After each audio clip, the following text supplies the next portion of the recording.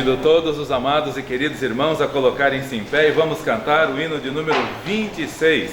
No Cantor Cristão, hino de número 26, cantai que o Salvador chegou, acolha a terra o Rei. Leais nações a Ele só, contentes vos rendei, contentes vos rendei. Número 26 no Cantor Cristão, vamos cantar dando prosseguimento ao culto nesta manhã. Vamos cantar.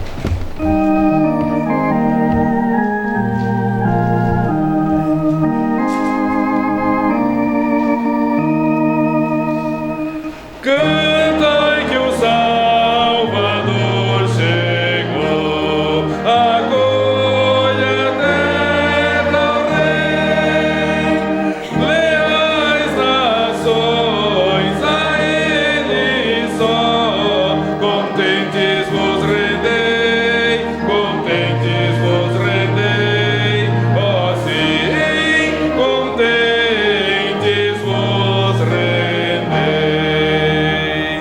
Ao mundo gozo proclamai do reino de Jesus, ó terra e mar e céus cantai a resplendente luz, a resplendente luz, a grande resplendente luz.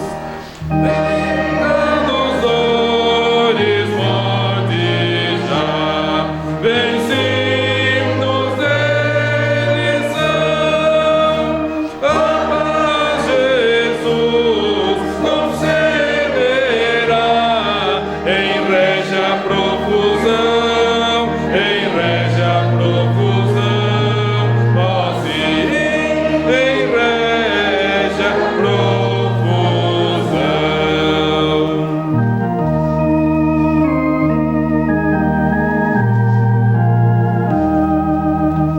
Verdade e amor são sua lei, os povos acharão que é justo e bom o excelso Rei, e lhe obedecerão,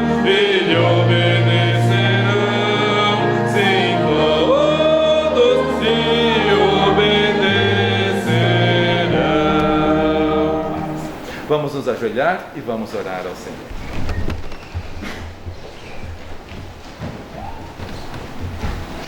Santo e eterno Deus, Pai Celestial, que privilégio, Senhor, estarmos em Tua casa de oração.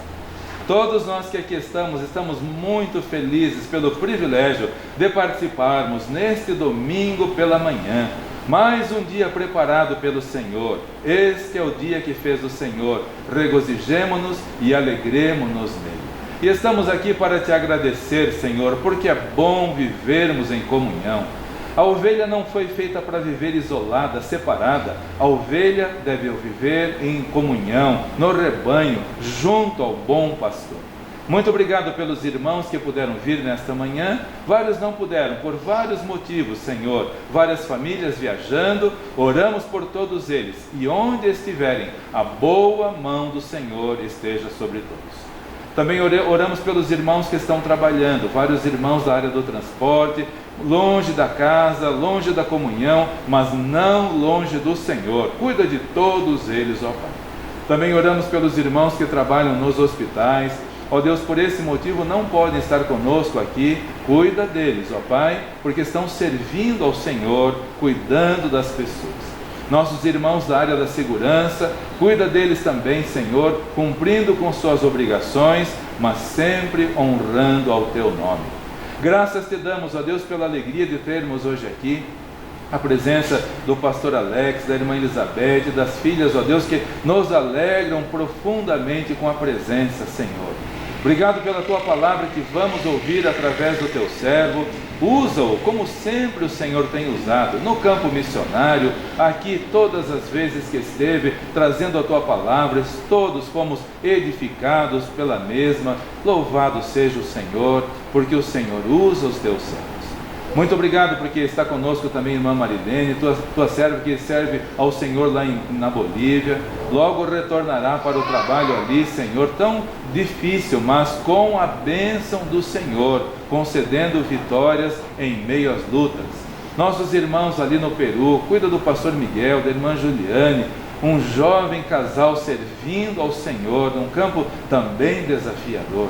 Pastor Juliano, irmã Evelyn e o pequenino Timóteo lá em Honduras, mudando-se para o México, Senhor, usando-os ali também. Pastor Mendo Kalischer e a tua igreja lá em Israel. Pastor Josué Canaã e sua família lá na Índia. Pastor Youssef Nadarkhani nas prisões do Irã, mas, ó Deus, com alegria servindo e dando bom testemunho do Senhor. Pastor Claudinei, irmã Priscila e os demais missionários apoiados pela tua igreja, louvado seja o Senhor, porque a tua igreja tem missões no coração, porque a tua igreja tem visão missionária, e mantém-nos assim, Senhor. Pedimos a tua bênção para o próximo ano, que seja um ano de colheitas, um ano de vitórias. O Senhor abençoando o teu campo missionário aqui, através da escola, trazendo tantos alunos quantos o Senhor quiser. Será o 40º ano da escola. Pedimos então que o Senhor continue a abençoar esta instituição que é usada pelo Senhor, aberta pelo Senhor, mantida pelo Senhor. Te louvamos pelas milhares de vidas que já passaram por aqui, muitas das quais foram salvas e estão espalhadas pelo mundo. Louvado seja o Senhor pelos nossos irmãos que oram pela escola também. Irmãos do Brasil, irmãos de fora do Brasil, orando por esta instituição, para que ela continue sempre com a visão missionária. Abençoe amanhã a viagem também até outro campo missionário, Guaraqueçaba, Senhor, onde o pastor João e a irmã Neire serviram ao Senhor por longos anos. Obrigado a Deus pelo amor e desprendimento dos irmãos, indo junto até lá também, para levarmos a Deus encorajamento àqueles irmãos. Graças te damos por tudo que o Senhor tem feito e por tudo que o Senhor já tem preparado. Orando também pelo irmão Manuel, lá no hospital em Vitória, no Espírito Santo. Obrigado pelo irmão Gil, pela irmã Manuela, pela Valentina que estão lá com eles. Cuida de todos, ó Deus, e guarda conforme a tua boa e santa mão. Outros irmãos, pedimos por todos eles que a graça e misericórdia do Senhor esteja sobre todos, em nome do Senhor Jesus Cristo. Amém.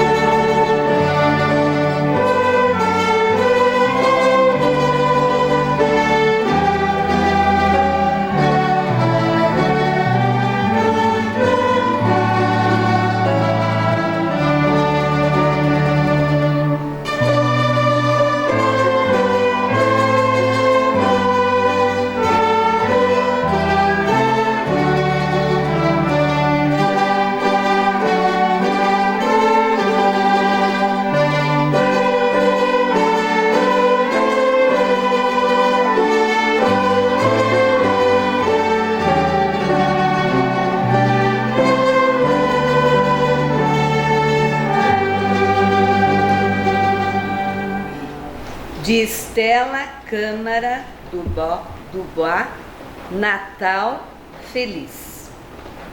Silêncio e paz. Cabal serenidade, como o regato azul do vasto céu, perdura no retiro dos pastores, e por tudo um soluço, uma saudade evocativa mansamente concordam a lembrar da vida os dissabores. Como fala o silêncio. A noite santa desperta uma alegria mal contida no coração tranquilo dos pastores.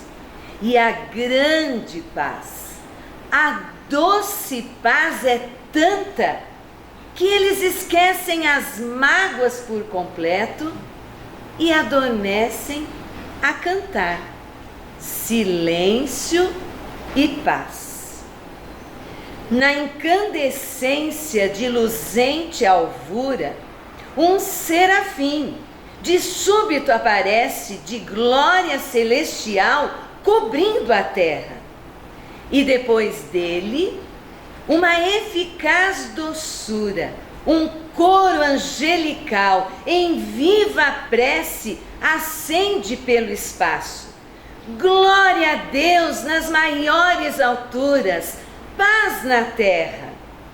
Um mar de luz vai pelo céu vagando, em busca do Messias prometido, lembrança eterna para os simples pastores de Belém, pois acharam Jesus, o grande bem.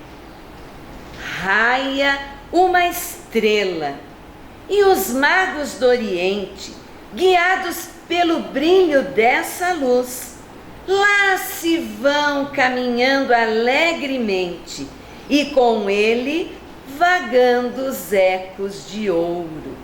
O pequenino rei, o Rei Jesus.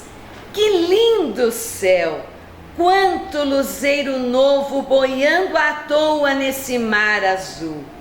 Quanta flor despertando pelos prados sobre o dossel da grande redenção, onde brilha a relíquia sacrossanta do teu perdão, ó Deus, do teu perdão. Silêncio e paz. Ó noite de harmonia, quanto fulgor na pobre estrebaria, onde a divina estrela se acampou. Adoram os três magos o menino, oferecendo mimos de riquezas e murmurando com piedade e zelo. Na desprezada estrebaria de Belém, tu quiseste nascer, grande bem. Os anos se escoaram calados, depois de a noite santa passar. Jesus cresceu, viveu entre os humildes, morreu na cruz sangrenta e a soluçar, ferido de desprezo e de traição. Ressuscitou, subiu aos altos céus, legando ao mundo a grande salvação. Há de sempre morar no peito humano tão grato e memorável advento. Celebram-no as criancinhas, fartas de prêmios e de guloseimas. Festejam-no os pagãos à revelia, em mil folguedos e banalidades. E as catedrais ornadas, nesse dia, mostram patentes exterioridades. O crente fiel somente exulta e adora o Salvador, ouvindo o coro santo como os pastores de Belém outrora. E as multidões caminham sem destino. Sê tu, cristão, o astro peregrino, mostrando aos reis e santos o caminho que leva à manjedoura de Belém. Silêncio e paz. Natal, Natal feliz, é quando o coração pulsar de luz e exultante cantar: achei Jesus.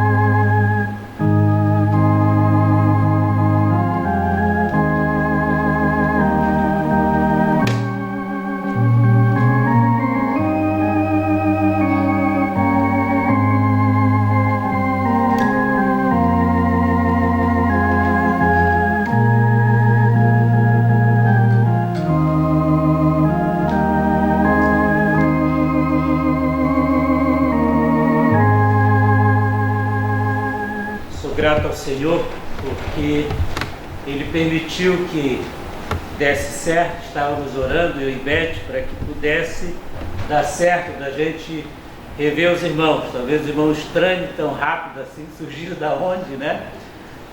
Mas de fato não estava em nossos planos de estar pela região esse período. O nosso projeto, nós passaríamos por aqui novamente já final do ano que vem, se tudo der certo como temos planejado, já novamente para voltar para o Amazonas. Parece que foi ontem que a gente saiu, mas dentro daquilo que nós planejamos, já ano que vem já é o período de volta. O tempo passa rápido, né? E era isso que tínhamos planejado, mas Deus tinha outro projeto, e que bom que deu certo de estar aqui. Nós estávamos próximos a Araucária, nós participamos do casamento de 2 alunos que já estamos acompanhando desde quando chegamos. Um era paraense, o Aleph, e uma outra irmã daqui de Araucária, alunos lá no Palavra da Vida, e por estar discipulando e acompanhando os irmãos esse tempo, eles pediram para a gente celebrar o casamento com eles. Então, por isso é uma viagem basicamente aí, talvez até menos de 2 semanas, rápida, né? E viemos na sexta, dormimos no sítio, no lugar onde ontem foi a celebração, e que bom que deu certo de estar com os irmãos. Nós estávamos com saudade de poder pessoalmente agradecer por todo o empenho esse ano importante, ao companheirismo dos irmãos, orando e cuidando das nossas vidas. Eu sei que para todos foi um ano onde tivemos que demonstrar realmente a nossa confiança, de que nós temos consciência de quem é Deus, de que quem é o Senhor a quem nós servimos. Nós tivemos que exercer isso, e ali no contexto de seminário nós fomos tentados, tivemos que realmente orar e ter muita direção, porque não se trata de uma semana, de um grupo, mas de pessoas de vários locais, com pais e igrejas e mentalidades diferentes a respeito de tudo isso. Então, qualquer decisão poderia trazer muitos problemas para o Instituto Missionário, e que não seriam fáceis de ser resolvidos. Então, todas as decisões tiveram que ser cuidadosas, mas Deus agiu e preparou, e os alunos não perderam o ano, as aulas continuaram, e mais ainda no segundo semestre de agosto nós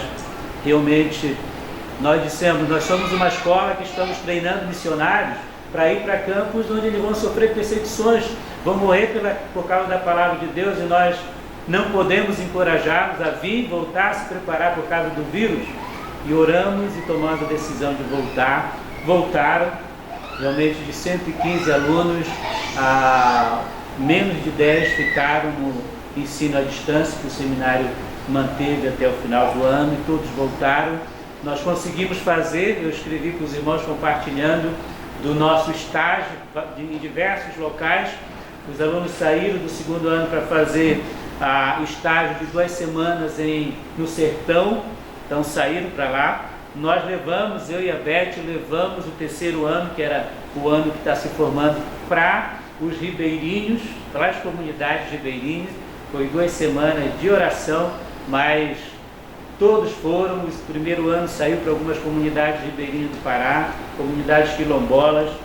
Fomos 2 semanas, voltamos, e ninguém passou mal por nenhum tipo de outra coisa. Muito pelo contrário, voltaram desafiados a querer voltar para o campo missionário, a querer pregar o Evangelho.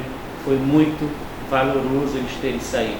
E nós agradecemos o amparo a tais orações por tudo isso, né? Todo um ano que Deus cuidou. Agora viemos, todo cuidado com a sogra, deu bom para ver a Dona Meire lá em Nova Odessa, estamos lá, e podemos ver como Deus tem cuidado. E nos alegramos de estar aqui. E eu sempre digo para a Beth que eu fico alegre porque dá saudade de cantar do cantor cristão. Porque como o seminário tem alunos de várias denominação, né? Nenhum exerce a primazia no seu livro de coro, de música, de hino. Então é bom a gente ouvir os louvores do cantor cristão, é bom estar com os irmãos. Agradecemos mais uma vez por tudo isso. Eu quero compartilhar com os irmãos a palavra nessa manhã. Nós estamos aí próximo a celebrarmos, né? Já estamos celebrando tudo que nós fazemos, está em volta com essa mensagem de Natal. E realmente o que nós lembramos nesse período é o que Mateus descreve no capítulo 1, versículo 23, quando fala que a Virgem conceberá e dará à luz a um filho, e o seu nome será Emanuel, que significa Deus conosco. Nós precisamos lembrar do significado de Jesus. Nós precisamos urgentemente lembrar disso. E o Natal é uma oportunidade tremenda para isso. E essa já era uma preocupação dos apóstolos já no passado, já era uma grande preocupação de que os próprios discípulos, seguidores e as pessoas daquela época não esquecessem quem era Jesus. Não esquecesse quem era Jesus, aquele que tinha nascido. Eu quero compartilhar com os irmãos um texto que se encontra no capítulo 6 de João. Tá? Abra a sua Bíblia para o Evangelho de João. E essa era uma preocupação do apóstolo João também. Desde o capítulo 1 nós vemos essa preocupação dele, tentando mostrar quem era aquele que veio, a luz prometida.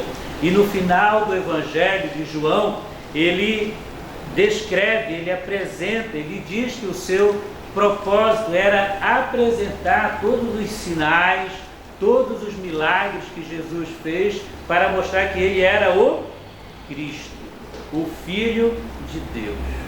Mostrar que ele era de fato o Emanuel, o Deus conosco. Essa era a preocupação de João. E nesse texto que nós vamos ler, João também demonstra isso. João vai revelar mais uma vez, através desse sinal, essa mensagem de que os discípulos pudessem entender quem era Jesus. Capítulo 6, versículo 16 a 21, bem pequeno texto, um texto que parece que está deslocado aqui nesse capítulo, mas ele não está, e ele tem muito a ensinar e uma mensagem importante para nós.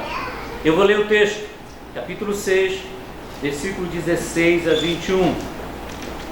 Ao descambar o dia, eu estou lendo na área, né? Talvez outros tenham outra tradução, ao terminar, ao findar, mas ao descambar o dia, os seus discípulos desceram para o mar e, tomando um barco, passaram para o outro lado, rumo a Cafarnaum.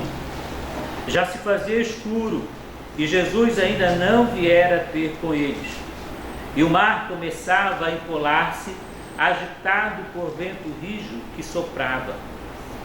Tendo navegado uns 25 a 30 estádios, eis que viram Jesus andando por sobre o mar, aproximando-se do barco, e ficaram possuídos de temor. Mas Jesus lhe disse: sou eu, não temais. Então eles de bom grado o receberam, e logo o barco chegou ao seu destino. Esse texto, embora pareça deslocado, mas esse é um texto que ele é descrito por outro evangelista também. É descrito tanto por Mateus como para Marcos. E para nós termos um entendimento completo, nós precisamos juntar as peças do que esses três evangelistas estão escrevendo. E claro que cada um escreve com o seu propósito em mente, né?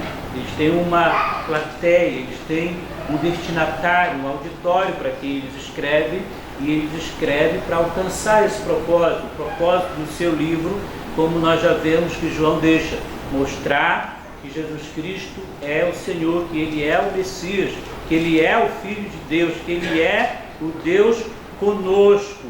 E João quer mostrar isso para esses irmãos.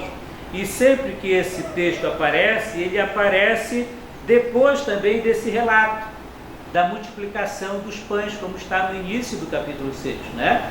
Os outros escritores escrevem essa multiplicação dos pães e depois colocam esse texto, essa narrativa logo após desse milagre. Alguns são mais longos. Se vocês observarem o livro de Mateus escreve, mas ele não termina aqui. Ele ainda vai escrever o evento em que Pedro pede: Senhor, deixa eu ir até você, né? Permita eu ir sobre as águas até você. Jesus diz para ele vir, mas ele começa a naufragar, né? E Jesus repreende Pedro ali pela situação dele de pouca fé. O evangelista Marcos não narra Pedro desta forma, mas ele vai dizer no final da sua narrativa que os discípulos não haviam entendido o milagre que Jesus fez na multiplicação dos pães, tá? Então cada um tem esse propósito. Aqui no capítulo 6, ele faz um papel, vamos dizer assim, de um sanduíche, como se fosse um lanche, né? Onde você tem a fatia do pão e no meio você coloca ali a sua carne de hambúrguer, o seu queijo, seja lá o que for, e depois coloca de novo o outro lado do pão para fechar, né? Mas é um lanche, é o que nós chamamos de lanche, do seu hambúrguer, vamos assim dizer, da sua bolacha recheada. É que nem as crianças, pega, abre o lado da bolacha e come todo o doce que está dentro da bolacha, né? Que é mais gostoso, e depois larga as bolachas em si. Mas esse texto completa a descrição do capítulo 6 a respeito deste propósito, de mostrar quem é Jesus. Porque depois do capítulo 21, do versículo 21, ainda continua um longo discurso até o versículo 71 a respeito do milagre da multiplicação. Porque as pessoas não tinham entendido o que estava acontecendo ali. Como eu falei, nessa manhã, eu quero compartilhar com os irmãos a importância de nós entendermos quem é Jesus, de confiarmos em Jesus, de sabermos que Ele é o Emanuel de fato, o Deus conosco. E a nossa grande ideia que nós trouxemos para hoje é que conhecer a Jesus, e eu vou usar aqui uma expressão ribeirinha, conhecer quem é Jesus é essencial para navegarmos nos rios desta vida até o nosso destino. Conhecermos a Jesus, o hino ainda agora que nos vem a pedir para nos conduzir, né? Então, conhecer Jesus é essencial para nós navegarmos nos rios desta vida até o final, até o nosso destino final. E é isso que nós vamos estudar nessa manhã.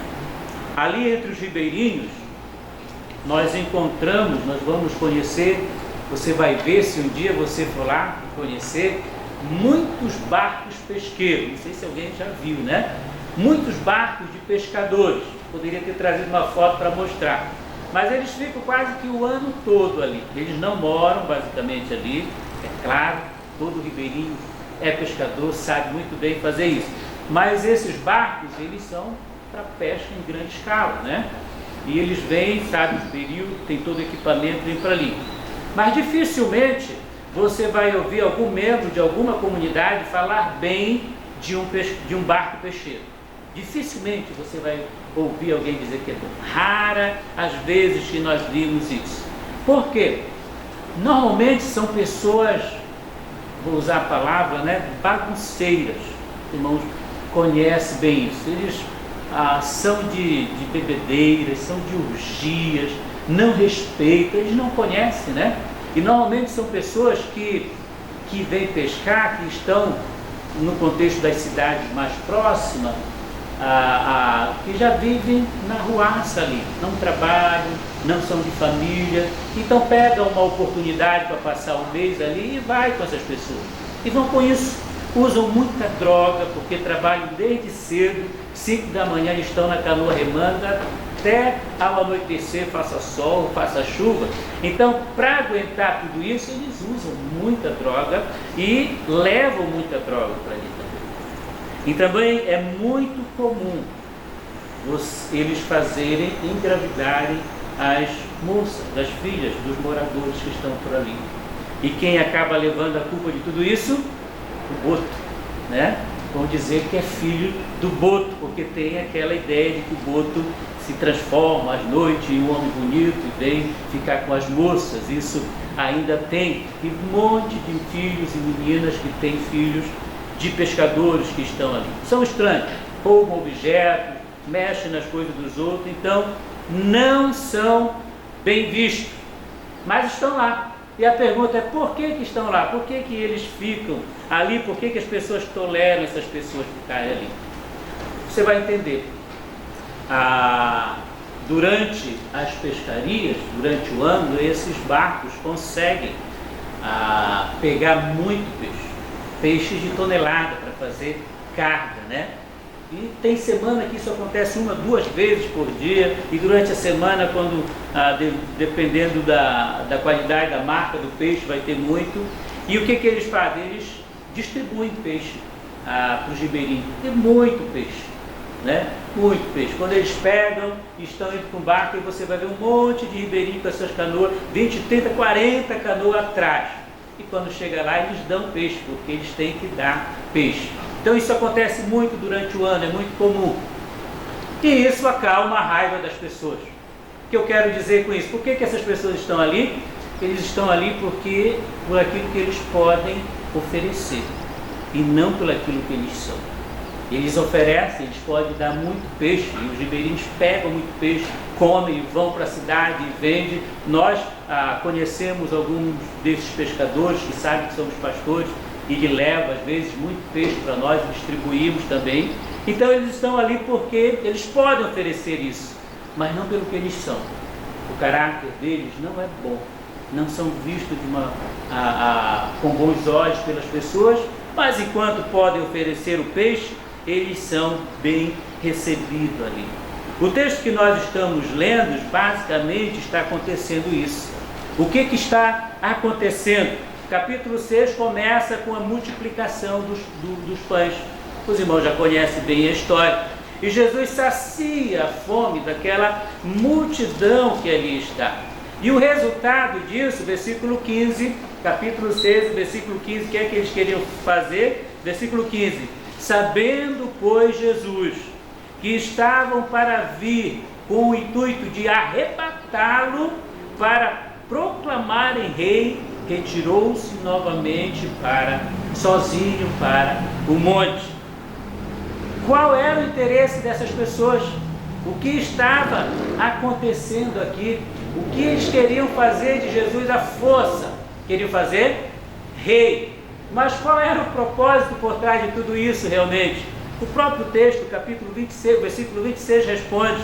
Capítulo 6, versículo 26, respondeu-lhe Jesus: em verdade vos digo, vós me procurais não porque vistes sinais, mas porque comeste dos pães e vos fartastes.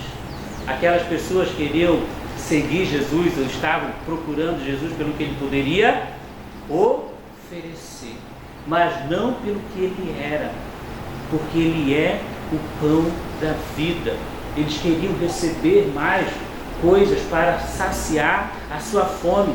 Ainda no versículo 28 e 29 do capítulo 6 diz assim: dirigiram-se, pois, a ele, perguntando. Depois que passou a multiplicação, eles voltaram para o lugar onde Jesus tinha feito o milagre, não encontraram, foram para Cafarnaum, encontraram Jesus lá e estava tendo esse discurso. Versículo 28, dirigiram-se, pois, a ele, perguntando: que faremos para realizar as obras de Deus? Será que estavam de fato interessados nisso? Respondeu-lhe Jesus: a obra de Deus é esta, que creiais naquele que por ele foi enviado, que vocês creiam em mim, e não com interesse de receber. Então lhe disseram eles: que sinal fazes para que o vejamos e creiamos? Jesus tinha acabado de fazer um tremendo de um sinal, e novamente com a incredulidade, o interesse dele era outro, eles queriam outras coisas, estavam mais interessados em receber alguma coisa. de que acreditar em quem era Jesus, o Deus Emanuel, o Deus conosco, o pão da vida. Esse texto é importantíssimo para o argumento de João. Ele quer mostrar que Cristo, que Jesus Cristo é o Filho de Deus. Mas não só isso. João quer mostrar também o cuidado de Jesus com os discípulos, porque Jesus não queria, olha como é importante esse texto para nós, porque Jesus não queria que aqueles discípulos fossem contaminados pela visão daquelas pessoas. Jesus não queria que os discípulos fossem contaminados pela visão daquelas pessoas. Eles queriam fazer Jesus rei. E nós vamos observar que é Jesus que vai mandar os discípulos saírem daquela situação. Jesus está cuidando para que seus discípulos não fossem contaminados com isso. Por várias vezes Jesus vai fazer isso na própria multiplicação dos pães, quando ele manda os discípulos procurarem o que comer para aquelas pessoas, mas o texto diz que ele já sabia, o capítulo 6, versículo 6, mas dizia isto para os experimentar. Ele já sabia o que ia fazer, mas ele queria ver a iniciativa, como estava a confiança do discípulo nele, não no que ele poderia fazer. Esse é o questionamento de Marcos, quando descreve no final, quando ele diz: os discípulos ainda não tinham entendido o milagre da multiplicação dos pães. E Marcos e João escrevem isso para demonstrar. Tanto que João não escreve falando, vamos assim dizer, das fraquezas dos discípulos, como Mateus e como Marcos. Eles tinham esses propósitos, mas João não quer falar das fraquezas, não demonstra isso, porque ele quer focar em quem? Em Cristo. Os discípulos entenderem quem era Cristo, e isso fica mais claro quando Jesus se aproxima dele no meio de tudo aquilo, e eles com temores, e Jesus chega perto do barco e diz: sou eu. Sou eu. Isso significa muito. Isso trazia uma mensagem tremenda para os discípulos entenderem: é Jesus que está aqui. Nós precisamos entender. Olha a importância de Jesus nesse texto para as nossas vidas. É urgente nós precisarmos ensinar, falar, ou para nós mesmos repetirmos a importância de sabermos quem é Jesus. Eu acredito que todo esse ano, tudo isso que aconteceu serve para nós ensinar essa lição. Quem é Deus? Quem é Jesus? Nós estávamos movidos no meio de um consumismo tremendo, de uma correria tremenda, de fazer coisas, de adquirir coisas, né? Pensando no nosso bem-estar aqui, e estávamos prosperando, estávamos bem, e isso, talvez essa visão de quem é Jesus se perdia, porque nós estávamos prosperando e bem, e ganhando, e trabalhando, e recebendo, mas esquecendo de coisas importantes, como família, como tempo com Deus, e tudo isso vem para mostrar quem é Jesus. Ele quer mostrar isso. Mais importante do que nós, de tudo aquilo que nós podemos ter, é saber quem é Jesus, e saber que conhecer Jesus é essencial para nós navegarmos durante a nossa vida, durante os rios desta vida, até o destino final. E nesse texto, Jesus vai mostrar sua autoridade pelo menos de 3 maneiras. E nós vamos ver isso. Pelo menos de 3 maneiras. Jesus mostra quem Ele é, o Eu Sou, que Ele é o Cristo, o Filho de Deus, pelo menos de 3 maneiras. E a primeira maneira que Jesus mostra é conduzindo os discípulos à tempestade. Capítulo 6, versículo 16 diz: ao descambar o dia, os discípulos desceram para o mar. Parece uma forma estranha de mostrar quem Ele é, né? Parece estranho. Como que Jesus vai mostrar quem Ele é? Como que Ele vai mostrar que Ele é o Emanuel, o Deus conosco, enviando os discípulos para uma situação difícil, para uma tempestade, para uma situação terrível, enviando eles para, vamos assim dizer, para o campo do inimigo? Nós precisamos entender os propósitos de Jesus nesse texto. E quando nós lemos aqui, João não esclarece como os discípulos chegaram nesse barco, né? Se você lê aqui o que está acontecendo, você pode até ter a impressão de que os discípulos foram imprudentes, ou pelo menos de que os discípulos foram indiferentes. Como? Jesus está lá despedindo as pessoas, versículo 14, versículo 15, pessoas estão querendo, a ideia do versículo 15 é que eles estavam querendo arrebatar, de uma forma até violenta, tá? Trazer Jesus para ser rei deles ali. E você pergunta, mas e os discípulos? Por que eles não estavam lá para cercar Jesus, para proteger Jesus? Aí nós precisamos olhar para os outros, porque Mateus capítulo 14, versículo 22 diz que Jesus compeliu os discípulos a descer. Jesus compeliu. A mesma coisa, Marcos capítulo 6, versículo 45 diz: compeliu Jesus os seus discípulos. Essa palavra, compelir, o significado dela é fazer deslocar-se à força, ou melhor, forçar, empurrar. Algumas versões, eu não sei na sua, mas a NVT diz que Jesus insistiu para que seus discípulos descessem. Jesus insistiu. A Bíblia Viva diz que Jesus mandou os discípulos. Então não foi uma ideia do discípulo, eles não desceram por desejo deles ali, mas Jesus compeliu, forçou, enviou eles para aquela situação. Alguns poderiam até dizer que foi uma preocupação de Jesus, porque o tumulto era uma multidão muito grande que ele multiplicou os pães, e aquela situação era perigosa, e por isso os discípulos, Jesus força os discípulos para que eles pudessem sair dali e não serem violentados no meio daquela situação. Mas algumas descrições, o próprio Evangelho de Marcos diz que Jesus, aos discípulos descerem, ele conseguiu acalmar a multidão e ele saiu e foi orar. Então não parecia que seria perigoso. Jesus tinha outro propósito. Jesus queria realmente experimentar a vida daqueles irmãos. Ele queria fazer um tratamento de choque para que eles não fossem acometidos por aquela visão. Vamos fazer Jesus rei, para que ele possa sempre suprir o nosso físico, para que ele possa sempre cuidar da nossa saúde. Não que isso é errado, mas não é só por isso que nós seguimos. Mas parece estranho Jesus ter enviado aqueles irmãos então para a tempestade. Foi Jesus que mandou eles para a tempestade. Mas irmãos, esse não é um ensinamento contrário ao que a Bíblia diz. E Jesus mostra a sua autoridade justamente ao permitir que os discípulos entrassem naquela tempestade, passassem por aquele momento difícil. E nós vamos encontrar por várias vezes textos que defendem, que mostram essa verdade que é importante na sua palavra. Primeiro, o próprio Filho veio para sofrer. O servo sofredor. O Pai o enviou para sofrer. Por várias vezes nós vemos isso, Lucas capítulo 22, 42, o próprio Jesus orando: Pai, se possível, passa de mim esse cálice, contudo não seja a minha vontade, mas a tua.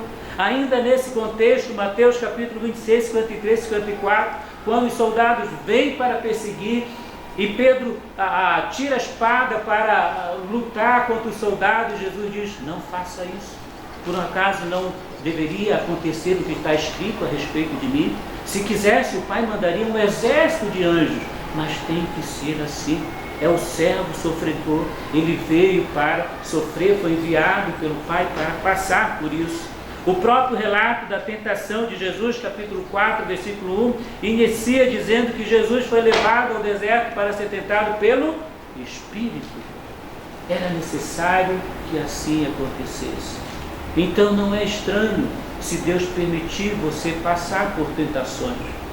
Não deve soar estranho se Jesus mandar a gente por meio da tempestade. Isso não é um ensinamento antibíblico. Assim Deus permitiu com Israel durante 40 anos para testar o seu coração, para revelar o que estava no seu coração. Em Mateus capítulo 10, versículo 16, texto magnífico falando dos apóstolos, Jesus está dizendo: eu vos envio como ovelha para o meio de lobos.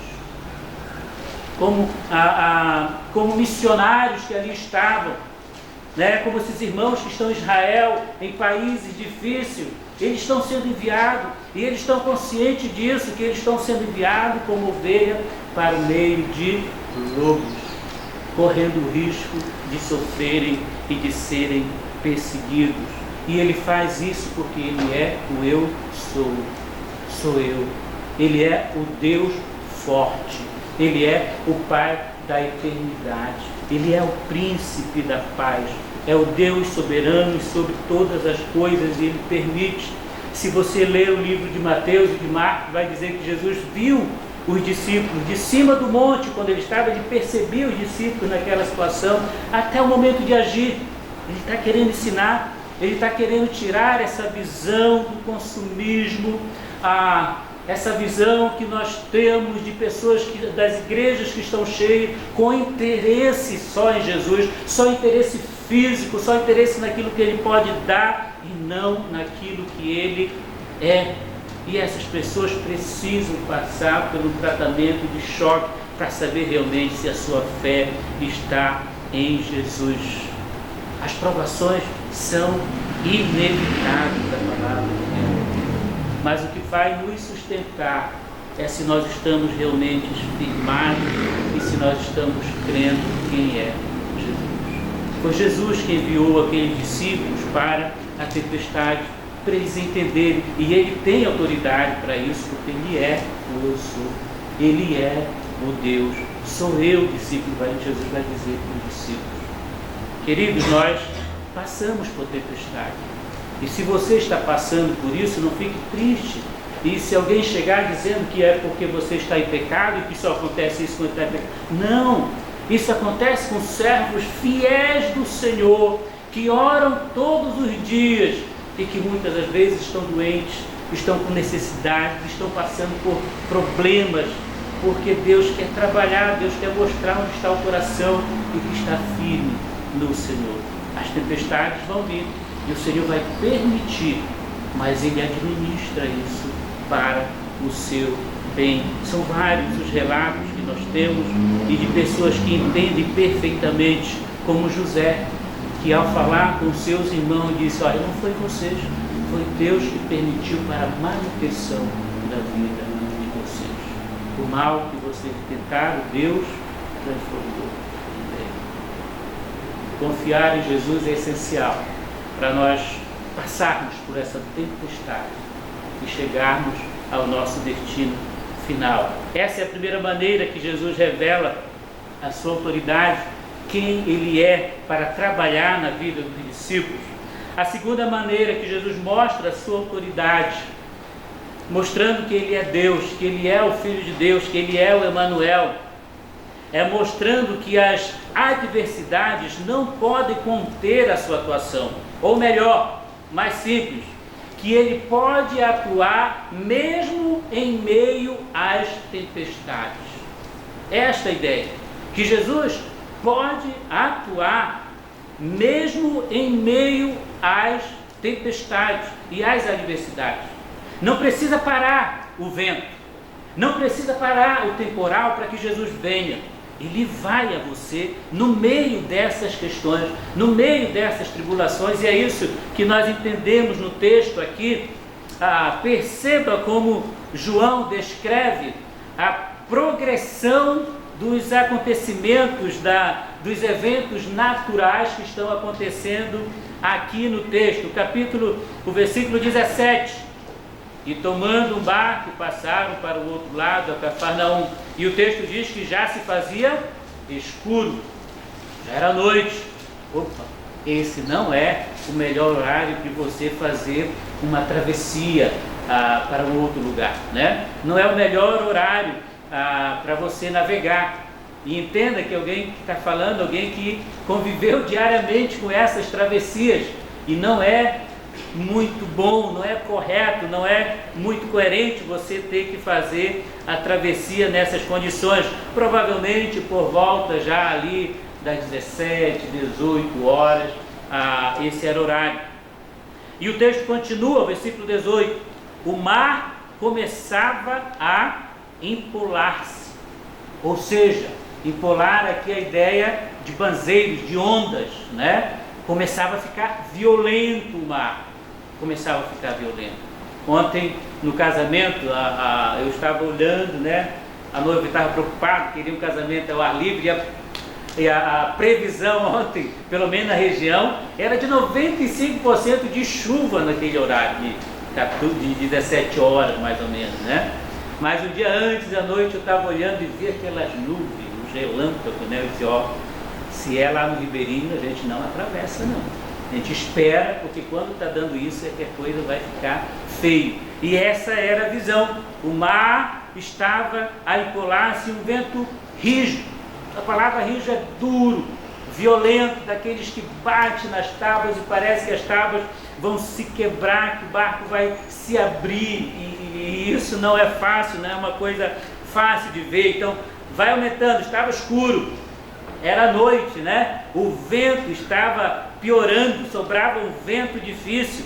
E esses irmãos já estavam com um desgaste físico muito grande, porque eles já tinham navegado algumas distâncias. O texto diz aqui de 25 a 30 estádios, um estádio mais ou menos 200 metros. Então a ideia é que eles já estavam a 5 e 6 quilômetros da margem do rio, já estavam, como eles descrevem, já estavam no meio, ou já tinham andado bastante, como diz Mar, já era distante, e eles já estavam navegando muito ali. E sabe que horas que Jesus foi lá? Já era provavelmente a 4ª vigília, a última vigília da noite, já era provavelmente entre 3 e 6 da manhã, e se eles entraram nesse temporal, nessa situação, às 18 da tarde, eles já estavam ali provavelmente mais ou menos com umas 9 horas, rodando talvez ao redor com aquele vento, com aquela chuva, com o temporal, com a água agitada, remando, não tinha holofote para ver, provavelmente uma lamparina que com o vento que ali estava, provavelmente já tinha se acabado. E noites de tempestade são as noites mais escuras que existem. Não era fácil. Não havia helicóptero para ir buscar eles naquela situação. Não havia o que nós chamamos de ambulância, né? Ambulância, um barco que pudesse resgatá-lo. Era terrível o que estava acontecendo. E o interessante é que João, no final do versículo 17, diz que Jesus ainda não viera ter com ele. Olha que interessante. Agora João, quando está escrevendo esse texto, ele está escrevendo de alguém que passou pela experiência. Ele estava lá nesse barco, mas agora ele está escrevendo. Então na mente dele, ele sabia que Jesus iria chegar. Mas quando eles estavam lá no barco, provavelmente isso não passava na cabeça dele. Sabe que Jesus vem, e a preocupação deles ali naquele momento era mais como sobreviver. Mas João está escrevendo agora e Jesus ainda não estava, Jesus ainda não viera ter. E a pergunta: será que Jesus estava esperando o tempo passar? Será que Jesus estava esperando a água se amansar, se acalmar para eles irem lá? Não, querido. Jesus não precisa fazer isso. Em meio ao caos da vida, em meio à escuridão da vida, em meio aos problemas da vida, Jesus pode transpassar, ultrapassar, penetrar, adentrar as situações da vida para ir até você, para estar com você, para acalmar o seu coração, para passar essa tempestade junto com você, porque Ele pode controlar essas situações, porque Ele é transcendente, Ele é imanente, Ele está acima da criação, acima da natureza. Mas não só isso, como alguns dizem que Ele está amarrado e não pode agir. Jesus age na história, porque Ele é Deus forte, Ele é o Pai da eternidade, Ele é o Deus conosco, e Ele não precisa esperar a tempestade, olhar como nós e dizer assim: não, vamos esperar esse tempo passar para a gente atravessar. Ele não precisa fazer isso. Ele ultrapassa esta situação para estar com você. Ele está com você nas tempestades da vida. Os discípulos precisavam entender isso. Jesus quer mostrar que é mais importante a gente saber quem é Jesus. Quando você estiver passando por tempestade, lembre-se disso. Quem é Jesus? Ele é Deus. Ele está com você. Nessa situação difícil, Ele não está ausente. Ele está perto, Ele está junto com você. Agora uma imaginação minha aqui, né? Observa o contraste que João faz quando ele diz que Jesus ainda não viera a ter com eles. João fala sobre isso, né? Mas o que isso nos lembra? Isso nos lembra de uma outra experiência também. Marcos capítulo 4, versículo 35 a 41. Você conhece naquela situação, o que aconteceu? Jesus estava no barco. Mas mesmo estando no barco, a tempestade veio, né? Mesmo estando no barco, a tempestade veio. Olha na cabeça dos discípulos aquilo. Era recente, aconteceu antes. Lá Jesus estava, agora Jesus não está. Irmãos, Jesus estando ou não no barco, as tempestades vão vir. Para crentes e não crentes, as tempestades vão vir. Elas são inevitáveis, elas são incontroláveis. Nós não podemos ter domínio sobre elas, sobre quais nós escolhemos. Vem essa, vem o vento, depois vem a tempestade, depois vem terremoto. Nós não podemos administrar Jesus estando ou não. Vai vir tempestade, mas a diferença é nós acreditarmos quem é Jesus. Estando no barco ou não, Ele pode resolver essas situações. A Bíblia fala que nós vamos passar por provações. Tiago 1,2 fala de várias provações. 1 Coríntios 1,8, Paulo diz que passou por tribulação acima das suas forças. Paulo pensava que iria morrer naquela situação. 2 Coríntios capítulo 4, versículo 8 diz que em tudo nós somos atribulados. Em tudo nós somos atribulados.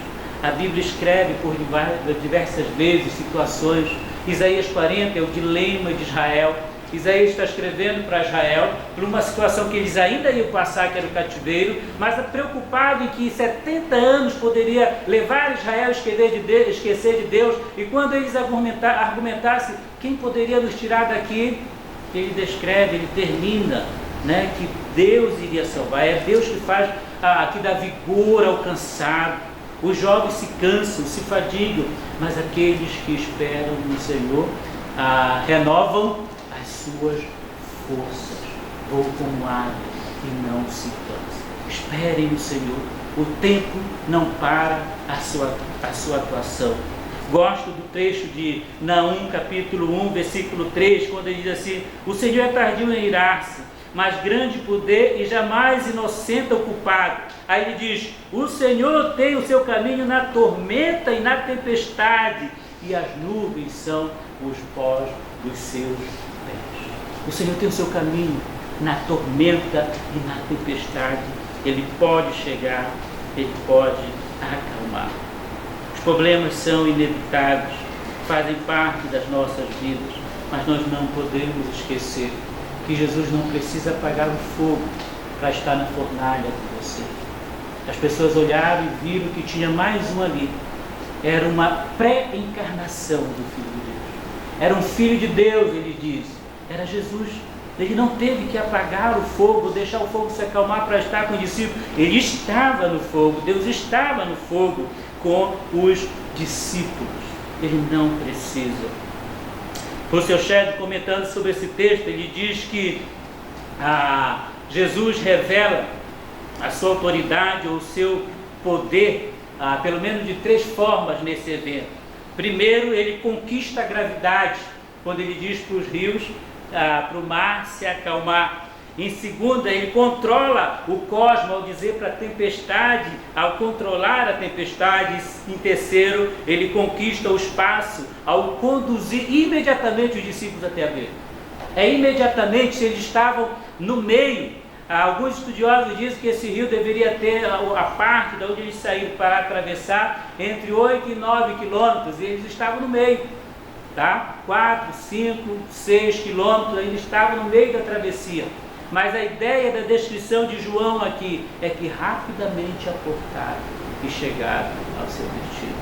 Jesus pode ultrapassar as barreiras dessa vida para estar com você. Quantas pessoas, como pastores, missionários, líderes, nós já presenciamos de pessoas que estão no leito da morte, do hospital, mais tranquilo, porque sabe que Jesus está ali, está com ele, Deus está com ele, mesmo no meio das lutas e dificuldades que estiverem passando, porque ele é Deus, ele tem autoridade para ultrapassar os eventos dessa vida, para nos ajudar, para estar conosco.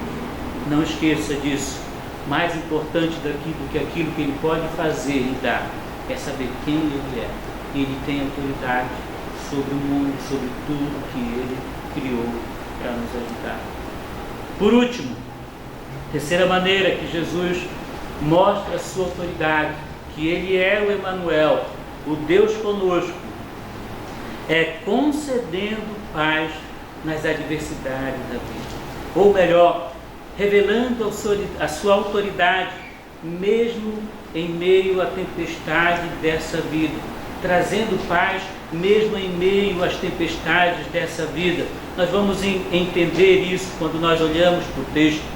Diferentemente, como eu falei, dos outros escritores, dos outros autores, o João não quer focar nas fraquezas dos discípulos. Você vai ver pouca coisa a respeito da fraqueza dos discípulos, porque ele não quer fazer isso. Ele quer mostrar quem é Jesus. Então ele não vai reclamar do Pedro, que não foi forte para chegar até Jesus, continuar andando. Então ele não vai falar da incredulidade desses discípulos, não. E o texto descreve que Jesus chega até os discípulos, versículo 19, capítulo 6, versículo 19, tendo navegado uns 25 e 30 estádios, eis que viram Jesus andando sobre o mar. É interessante nós atentarmos. Eles viram Jesus, mas João está escrevendo, sabendo que era Jesus, mas naquela situação, na escuridão, no vento, na tempestade, era lógico que eles viram que era algo, mas não poderiam identificar naquele momento quem era. E andando sobre o mar, aproximando do barco, o texto diz que eles ficaram o quê? Possuídos de temor. Ao olhar para os outros textos, nós vamos entender. Eles pensavam que era um fantasma. Eles estavam com medo. Espera aí, antes de acusar os discípulos, tá? Talvez vocês possam dizer, que incrédulos, que irmãos que não têm fé. Jesus estava certo disso. Mas deixa eu falar uma coisa para você, tá? Como você reagiria ao ver alguém que vendo no meio da tempestade como nada, alguém andando no meio de banzeiro, de ondas, de mar que você vê, e como se isso fosse nada, na escuridão, se aproximando talvez com a sua glória maior ali e tudo mais, o que você faria andando por sobre as águas? Qual seria a sua reação naquele momento? Naquela situação, ele jamais poderia imaginar que viria algo daquela situação.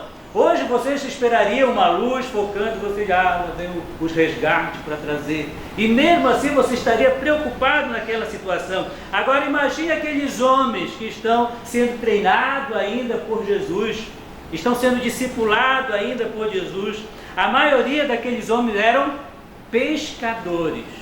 Eu não sei, talvez o pastor Roberto tenha ouvido muitas histórias, ou a mãe desde muita história, por trabalharem com pessoas de interior nessa situação. Mas eu tenho certeza que se você sentar com um ribeirinho daquele, em uma noite, ou seu filho, e ouvir para eles pedirem, contarem as histórias do imaginário da cultura ribeirinha, você vai voltar para sua casa, olhando para o lado, com medo do que está acontecendo. E ao dormir você vai querer estar perto do seu marido, ou se é o filho vai dizer, papai, mamãe, posso dormir com vocês essa noite? Porque é rico o imaginário de quem mora no contexto de interior. Eu lembro isso porque mesmo no Pará, meu pai saía para pescar à noite, ele e outro, daqui para ele chegavam cedo, isso aqui foi o que aconteceu. Nós vimos a cobra grande. Nós vimos a cobra grande e eles falavam sobre isso, e alguns diziam, olha, e a cabeça dela é que nem um latão, só a cabeça nós vimos colocar desse tamanho, os olhos adultos, 40, 50, 60 anos, dizendo, nunca vi se existia isso. No Amazonas tem trecho que nós atravessamos de barco, mais estreito assim nos furos que a gente diz, né? E o impressionante como eles dizem, não, aqui foi a cobra grande, ela passou por aqui, que abriu esse igarapé. E acreditam nisso, que outros falaram e passaram e falaram sobre isso. De crianças que morreram afogadas e não voltam porque foram encantados pelo fundo e lá ficaram. De luzes, a gente está ali até com alguns irmãos que estão trabalhando e vê, não, aqui nesse trecho às noites parece uma luz grande e ninguém sabe o que é. São diversas as histórias que tem. E naquela situação que eles estavam passando, e Jesus se aproxima da vida, se aproxima daqueles irmãos desta forma, de uma maneira assustadora. Assustadora, é lógico que eles iriam imaginar. Então, antes de serem impacientes com eles, entendam isso. E João está até sendo a mais cuidadoso e criterioso, porque eles querem mostrar esse lado de quem era Jesus. E o texto diz que Jesus se revela para eles. No final do versículo 19, ficaram possuídos de temor. Mas o versículo 20, mas Jesus lhe disse, sou eu. Sou eu. Isso foi suficiente. Jesus fala, o sou eu, uma frase bem conhecida por todo o livro de João, Eni ego, sou eu sou o pão da vida, eu sou a ressurreição e a morte, eu sou a verdade, eu sou o caminho, eu sou a luz do mundo, eu sou o bom pastor.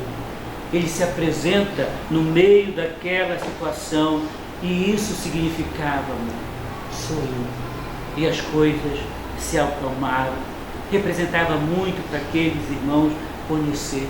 Ele não fala, João não diz que Pedro foi um incrédulo por não acreditar, ele não fala do final dizendo que eles não acreditavam, não entenderam dos pães, mas ele queria, eles estavam entendendo quem era Jesus, e ele descreve isso, e alegremente eles deixam entrar, sou eu, e o discípulo alegremente entra, conduz o nosso barco, conduz as nossas vidas. Nós não sabemos como sair, nós não sabemos como administrar os problemas dessa vida, são inadministrados, nós não sabemos, mas entra. Você é Deus, é o Deus conosco, é o Deus conosco, pode entrar, pode conduzir as nossas vidas. É interessante porque o texto não diz que Jesus fez a tempestade se acalmar, não diz se o banzeiro se acalmou, mas diz que eles se alegraram, mas diz que a presença de Jesus que estava ali ofereceu a paz que eles precisavam, e suficiente para que o barco atravessasse sem que percebesse o tempo e atracasse no outro lado. Chegaram com Jesus, porque Jesus estava com eles. Não perceberam, admiraram, né? Eu me lembro quando eu estava enamorado pela Beth, só de olhar para ela, parece que o tempo não passava, né? E os discípulos estão ali com Jesus, é o Mestre que chegou. Eu sou. Essa expressão dizia muito para eles. Eles tinham intimidade, eles conheciam a respeito de tudo isso. Eles entenderam o que Jesus teve para eles. Eles entenderam. Quando nós vamos para o final do capítulo 6, abra sua Bíblia para lá, capítulo 6, versículos 67 e 68, ainda está naquele discurso a respeito de que Jesus é o pão da vida, e Jesus está ensinando, Jesus está mostrando, olha, mais importante do que eu fiz, do que o sinal que eu fiz com vocês, é que vocês acreditem que eu sou o pão enviado de Deus, o que pode dar vida, o que pode saciar a vida espiritual. E muitas daquelas pessoas entristeceram com a mensagem. Se você ler o versículo 60, se escandalizam e viram as costas e voltam, porque Jesus não quer mais suprir a necessidade do pão. Eles sabiam o que estava acontecendo, não estava atrás de Jesus pelo que ele é, mas para receber algo dele. E o versículo 67, versículo 66, à vista disso, muitos dos seus discípulos o abandonaram e não andavam com ele. Então Jesus perguntou aos 12, Porventura quereis também vós outros retirados? Eu não vou ser o rei que eles querem fazer. Eu não vou fazer, eu não vou dar para eles o que eles querem receber fisicamente. O Pedro, que é descrito como um homem de pouca fé, lá no outro texto, mas aqui diz, respondeu Simão Pedro, Senhor, para quem iremos? Tu tens a palavra de vida eterna. Amém, irmãos? Os discípulos entenderam o que Jesus queria ensinar para a tempestade. Os discípulos entenderam que mais importante do que aquilo que ele pode oferecer é ter Jesus. É Ele que tem a palavra da vida eterna. É Ele que é o Emanuel. É Ele que é o Deus conosco. Mais importante do que Natal, do que as festas, do que os presentes, né? que nós podemos receber e trocar e dar. E se essas coisas não tiverem, é mais importante saber que o Natal é de Jesus. E que a minha vida é de Jesus.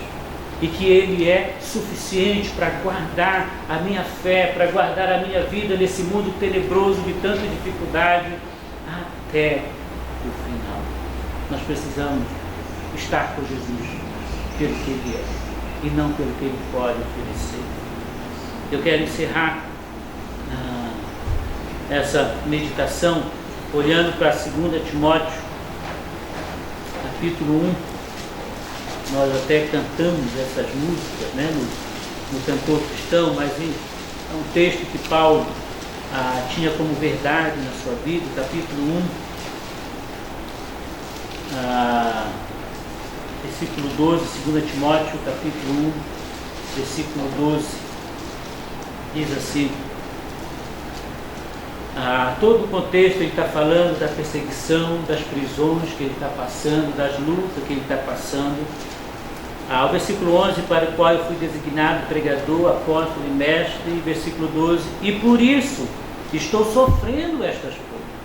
Se Paulo fosse ficar com Jesus pelo que ele pode oferecer, ele já teria abandonado a fé. Ele diz, por isso estou sofrendo estas coisas, todavia não me envergonho, porque o quê?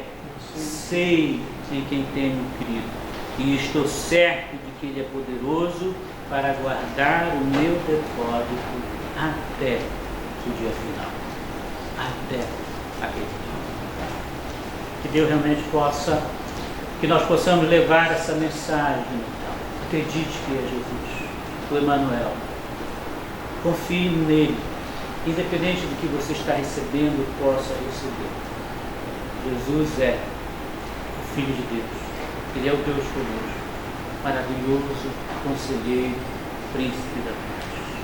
Ele é Deus, o grande eu sou, e Ele tem autoridade para nos enviar para as tempestades dessa vida, para penetrar no meio da tempestade, para nos conduzir em paz até o final, no meio da tempestade. Que Deus possa abençoar os irmãos. Somos gratos por tudo que Deus tem feito. Muitas maravilhas. Próximo ano, a Gabi já vai fazer o projeto Marcos. Parece que foi ontem.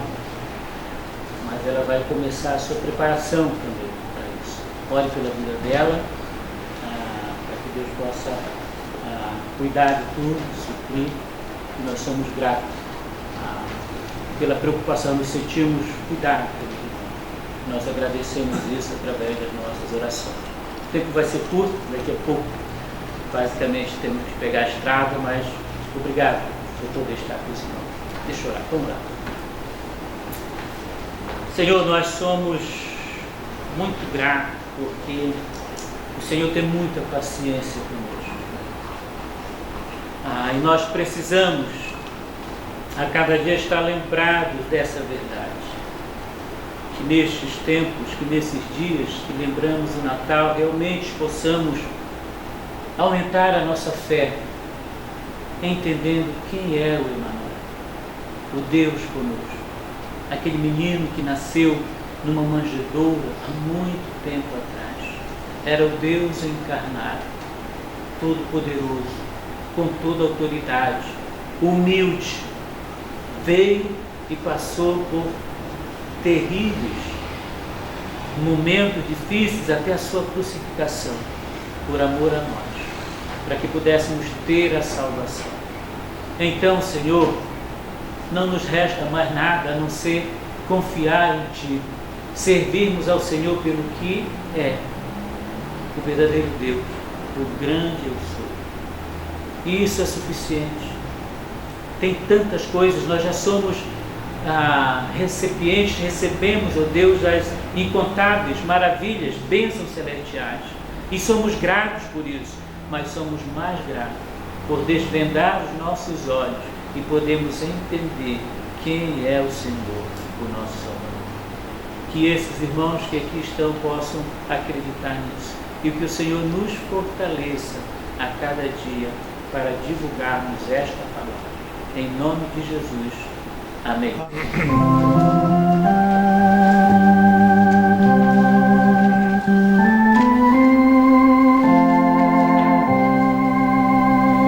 Teu culto findo aqui, despede-nos, Senhor, dirige-nos até o fim, por teu excelso amor. Queremos em amor de teu favor viver, de teu Espírito gozar e a graça receber. Vamos orar. Muito obrigado, Senhor, pela palavra tão oportuna que o Senhor trouxe aos nossos corações.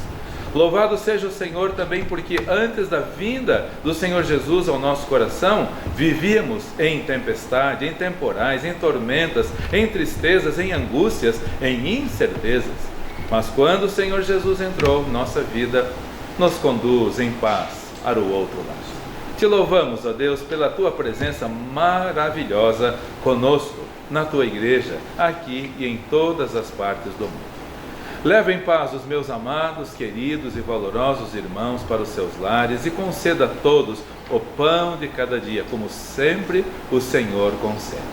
Também oramos a Deus que o Senhor conduza em paz o pastor Alex, a irmã Elizabeth, a Gabi, a Anabela e Isabela até Nova Odessa, Senhor, estando ali alguns dias com os familiares e depois levando-os de volta ao norte do Brasil, onde têm servido ao Senhor com alegria. Louvado seja o Senhor, porque o Senhor está aqui, o Senhor está no Pará, o Senhor está no Amazonas, o Senhor está na Bolívia, o Senhor está em todo o mundo, conduzindo em paz os teus filhos. Agradecemos e te louvamos, em nome do Senhor Jesus Cristo. Amém. Amém. Todos podem se assentar com o pós-lúdio e a oração silenciosa. Estamos com o culto coletivo encerrado e que o culto continue em sua casa e à tarde novamente aqui servindo ao Senhor. Até a noite, com a permissão do nosso Mestre.